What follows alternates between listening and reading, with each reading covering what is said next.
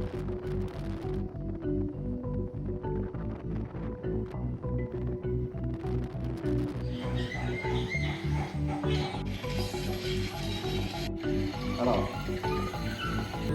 วันมาถูกพันมิงผูกคอต่อแขนแล้วฮะมันหอมมันดี อันนี้นี่ดีไปเม็ดนึง ผมจะได้คนไทยบ่มีแล้วเอา ได้ลูกเอาแขนนี้กลับไปแล้วขันมาทางขวาแล้วขันนี้อายุวันโนสุขพลังเนอ Very strong. Ja, ja. Very few. Same generation. Good man. Congratulations. Không phải nào nữa. Ja. Okay. Show me how to eat. Sticky rice. Yeah. ก็จากเตาเลยเนี่ย How we eat, we don't use any Yeah. spoon, just like we just your own hand, yeah? Yeah, yeah. Yeah, this one. Uh-huh. And example, this is lab. Yeah. We just dip in lab. Okay. This one.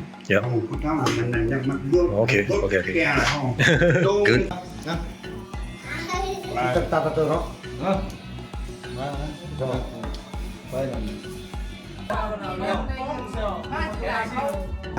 And then pablo try. After we pray all the night. You sure? Try this. You sure? Very good. Good. Oh no.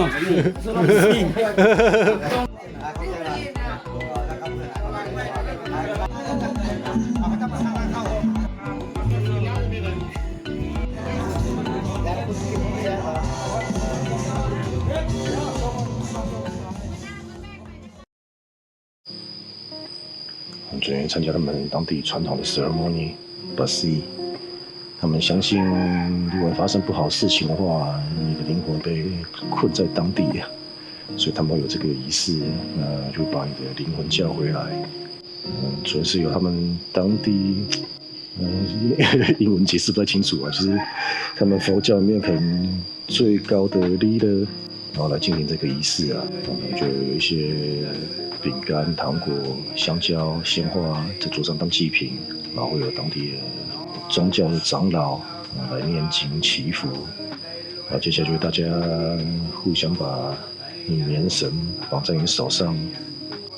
之前在网络上看到说，他们相信你把棉绳绑在手上是可以把你的灵魂固定在身体里面啊，看起来蛮帅的，一下，对，摩伊博拉古泰拳也会绑的。然后祈福完之后呢，就大家一起聚餐、吃饭、喝酒。然后他们说，因为我的关系啊，所以今天要准备一道特别的料理 ，Porky Pie。我想要 Porky Pie 什么的，跟 Porky 有什么关系？我不知道是英文还是什么，想要可能是疗愈吧。然后想要不管了，反正照吃了。然后就反正端上来，有一桌有2道汤，然后1道菜，然后有糯米饭，然后还有各式各样的菜，薄荷叶啊什么的。然后他们就用薄荷叶，还有一个哇，不知道什么叶子，超苦的苦叶啊，苦叶卷一卷，然后去沾那个 Porky Pie 吃。Porky Pie 不知道吃起来又滑滑的，不知道到底是什么东西，然后咸咸辣辣的。就他们聊过当地传统料理叫 love 啦，就有很多什么 chicken love， 然后 fish love 或者是 beef love， 就是肉加上不同的香料拌在一起啊。所以有鱼的，也有猪的，也有鸡的，然后连成那个是 Porky Pie， 我就知道 Porky Pie 到底是什么。然后后来然后 Google 一下 Porky Pie 给我看，哇，是豪猪的，超屌。不过可能肉很少，也怎么样吧？说他有的加茄子一起进去打，所以吃起来滑滑，我觉得应该都是茄子口感的。然后中间吃到一些皮 QQ 的，像猪皮、牛皮那样子。所以也吃不太出来到底肉到底什么味道、什么口感。然后吃饭的时候超多人来啦，其中几个人那天帮我一起把我一起帮我一起帮忙把我抬下山的。而且那天说在医院有很多漂亮小姐等我的那个，前天又在问我说，你要跟那个护士小姐要到电话，感觉蛮悲凉的。然后西上还有 tourist police。我觉得台湾好像没有这种东西啊，就之前去尼泊尔啊、泰国好像都有这种 tourist police， 他们比较重视观光发展吧，然后再加上可能当地语言不太通，所以如果说有什么样的问题的话，有什么样的纠纷，都可以找这些观光警察帮忙翻译啊，帮忙处理。然后请他来的话，应该是稍微喝醉了。一直抓着我讲话说，他们很重视这件事情，然后希望可以得到很好的照顾，然后跟我解释让他们多重视观光什么什么的，真是受宠若惊。然后除了那个 tourist police 之外，还有另外一个说是他们的什么 leader of tourist 还是什么，就可能也是当地观光相关的部门吧。我觉得希望可以早日康复啊。然后今天6月16号发生事情是6月2号啊，刚好2个礼拜。这2个礼拜都是靠那个照片上面那个 Tom， 每天早晚送饭来给我吃，然后帮我买药，就跟不知道他是谁。那天发生事情后，2个英国夫妇下山求救啊，然后他们求救的时候就上来一群人来把我抬下去。然后后来送到医院之后，就大部分都走了，只有他们留下来。然后后来他们就载我回来 guest house， 然后这2个礼拜都是每天帮我送饭。就算他没空的话，他会找 nephew 帮我送饭。就我不知道是谁，不知道他哪来的，我不知道那对英国夫妇哪里找到的。反正人很好，后来每天来就每天跟他聊天啊，就了解多当地的风俗民情，然后聊国历史啊，然后才知道他是也是当地旅行社向导的一个老板。所以那天晚上吃饭的时候，那个 leader of tourism 颁奖金给 Tom， 真是当地好像很重视我这起意外。然后吃饭也蛮好玩的啊，吃一吃就他们的 niece 吧，就来一杯卖彩券。之前在龙坡邦还有在万象永贞啊，一路上都有看到那种就放一个小桌子，然后桌上就只有一台 POS 机，然后一张纸，然后上面就有一堆动物，然后一堆号码，就可以在上面选号码。然后他们当地的乐透啊，我不知道那到底怎么玩。就刚好前面有这东西，然后刚好身边有人会讲英文，你就帮忙翻译一下。他说你可以随便选一个数字，然后看你要买多少钱都可以。然后小妹那要吃 porcupine， 然后刚好图案上面有一个 porcupine 的图案，然后就想，然后就选 porcupine 的图案，然后下面有计数号码，就选个几把，然后买了1万块。我就问他们说，买1万块啊，中的话可以赢多少钱啊？他说1万块的话中了可以拿400万哦。我就干400万超多嘞哇！想要干，我不会这笔就把这一波损失的医药费、器材费什么的都赚回来耶干。然后后来仔细想想，妈的400万才人民币1000多块，台币4、5千吧。靠，中了也是还有。但如果真的中也不无小补啊，明后天我看他们到底怎么样才算中，我看不懂。除了是其他都是擦伤啊，这句话支撑我大概这几年了。因为这几年碰到蛮多不顺遂的事情，可是后来反正宣过世之后，真的觉得，只要能活下来，其他事情都小事啊。所以那时候就算你疫情，我看每天亏到爆，张开眼睛就是要面对负债，所以不觉得有什么特别不开心的，想得很轻松啊。这样可以像这次我真的面临到死亡的时候，发现除了擦伤跟死亡之外，中间还有截肢这件事情，真是有点恐怖了。就事情发生当下是被大石头压住，然后脚渐渐失去知觉。我觉得干死掉可能还好，截肢我觉得如果真的被救下来，然后截肢，应该活得应该蛮辛苦的。然后除了脚慢慢失去知觉，身上都是血，然后伤口上面都是各式各样的虫、蚊子、苍蝇。毛毛虫，什么样的东西都有，感觉变成大自然的 all you can eat 的 buffet 了。那时候在山上看到这么多虫在吃你，你肯定没有心情去管它了。所以想说可能就这样吧，变成大自然的一部分。然后这几天又再把127重新再看一遍了，可能就是因为有看过这部电影，所以知道说靠，要么就一鼓作气，当下把自己腿弄断，然后想办法去逃出来。要不然就是耗在那边，耗到体力耗尽，因为想把自己的腿弄断都没有体力，感觉就是非常困难的抉择。我觉得当下是赌啊，我觉得我算运气好啊，这真的是赌赢了，真的是有人来救。如果是没有人来救的话，那我觉得再玩15分钟、半小时，可能就只有截肢或死掉这2个可能性而已啊。这是不幸中的大幸，那个石头砸下来就都只有擦伤了，真的是运气很好。再差个5到10公分，任何一个方向再差5到10公分，不是左腿断掉就是右腿断掉。然后再是它压下是压在我的右脚胯下跟左脚膝盖处，然后右脚胯下，不要讲10公分啊，再差3公分，我感觉压到鸡鸡，运气很好，鸡鸡目前还没事啊，至少也可以尿尿。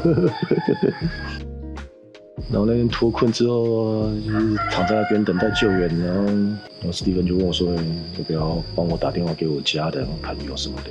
我说：“不用啊，打给他们干嘛？他们也帮不了我。”然后后来到医院之后，清理完伤口、擦完药，那他又再问我说：“你要不要打电话给你家人？”我觉得，到底要打给家人干嘛？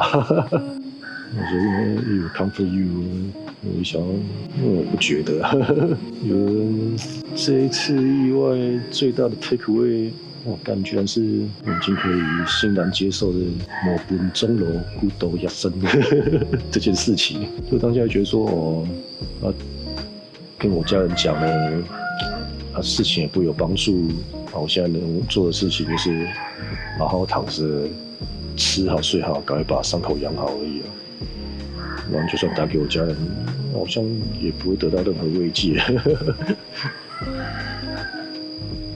加上我看127，那时候可能会产生一些幻觉啊，会想到一些家人，想到妹什么的。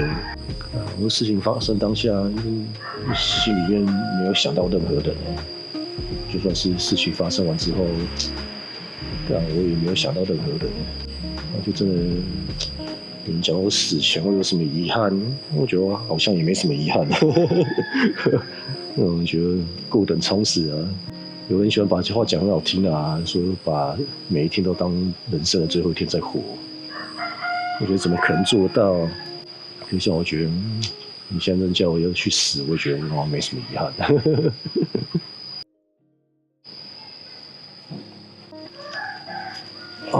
那个 damage 清算。这包包整都是泥巴，那天到现在都没有拆开过，不知道到底里面是什么状况。干战损版6400，有没有看过爆掉的相机啊？快门键都已经烂掉了。看这感觉好像是。一接环好像坏掉，但这里面关着啊，就搞不好里面的感光元件还好的，然后后面的萤幕也还好的，感觉不知道价值多少钱呢。再说这背带真的很强啊，看这要不要找我业配一下？我不知道怎么念了 ，Cytec PGY Tech。就那个时候是背在胸前啊，然后所以石头砸下来的时候，整个往下扯，也运气蛮好的啊。我觉得如果这个相机再背高一点的话，那它就是石头砸下来就刚好是压断我的肋骨。如果再低一点的话，那就是相机砸在我的鸡鸡上面，哦，还好那时候调的高度是长度是刚好在大概肚子的位置以下，然后那时候稍微有点往前弯，所以压到的时候是在我胯下被压烂的，啊，所以相机都被压烂了，身材是没断，超强，有点刮痕了，但身子完好如初，甚至连旁边这个铁钩都已经被凹到变形了，绳子还是没断，这真的非常耐用。推，镜头不知道还在不在？就那时候摔坏，就那时候摔伤的时候是来帮我的人让我捡起来，都塞到包包里面啊，所以不知道包包里面到底有什么。Keeping Experience 的帽子，手表好像还好，都是泥土而已啊，没有坏掉。还有一些刮伤，还是可以用。看无人机，那时候背在背包里面，还好，无人机看起来是没事啊。看镜头遮光罩烂掉了，镜头。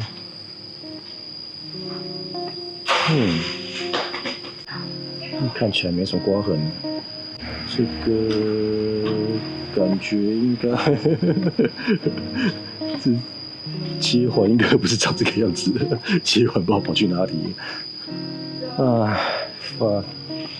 除了相机镜头之外，手机也是啊，屏幕已经摔裂了，然后背板不知道什么掉下来了。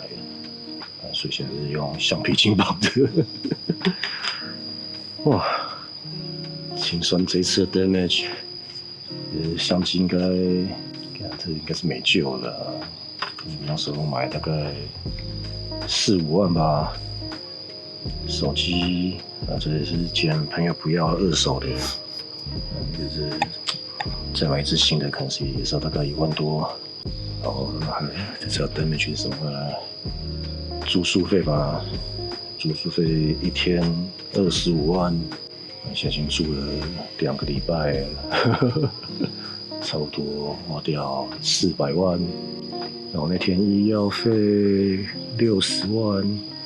那时候啊，就网友说，如果真的严重的话，可以赶快先回国内啊。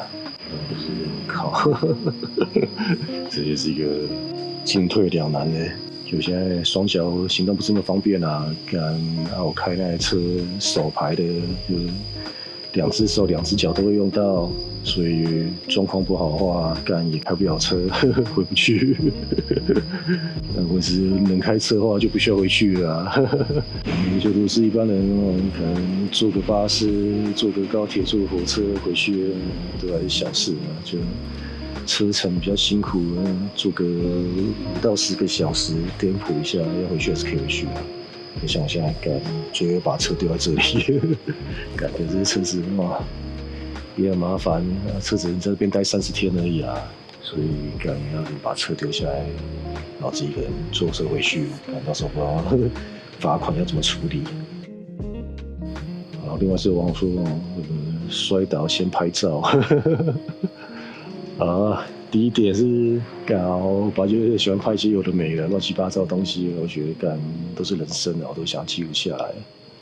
所以像有在看我影片的人，应该有看过，不管是以前大便尿尿都拍过了，所以想要是受伤拍一下，我觉得没什么大不了。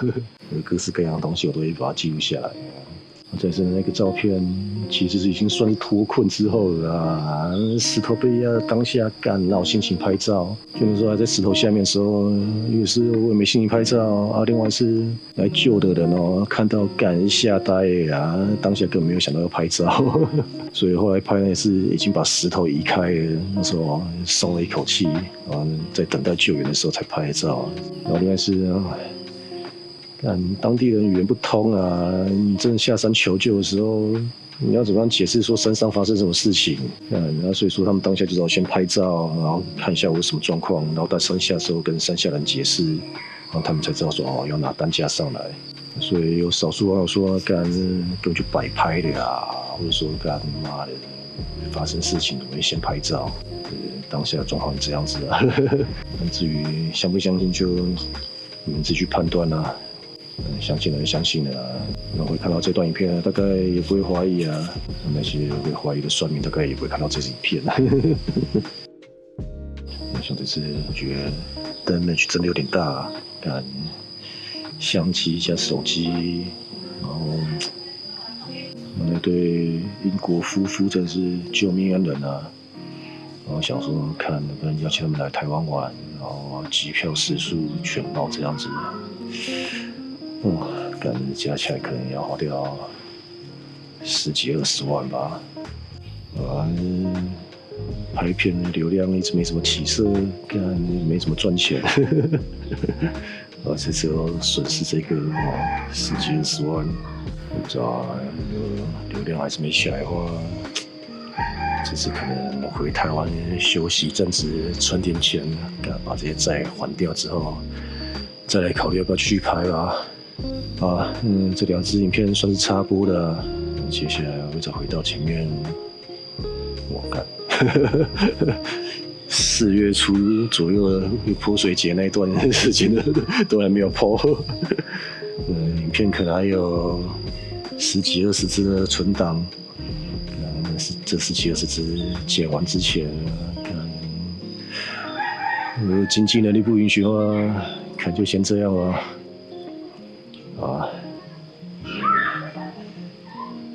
回台湾再说，先这样。